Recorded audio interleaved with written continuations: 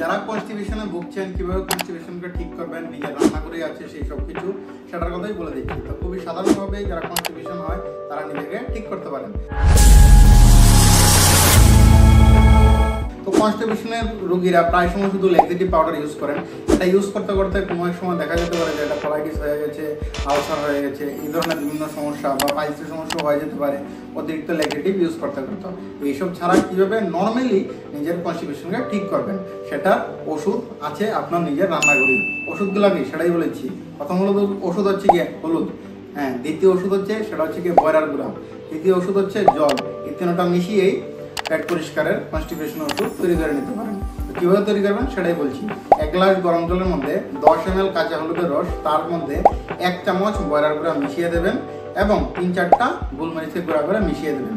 এই জলটা রাত্রেবেলা একবার তৈরি করে খাবেন, দুপুরবেলা একবার তৈরি করে খাবেন, সকালে ঘুম থেকে উঠে ঠান্ডা পাতার জল খাবার 8 ঘন্টা পরে অবশ্যই খাবেন। শুধু এতটুকুই করতে থাকুন। তাছাড়া প্রশ্ন ডায়েট ক্লিয়ারলি বলা আছে অন্য ভিডিওতে, সেগুলো দেখে সেভাবে প্রশ্ন ডায়েট ফলো করতে থাকুন।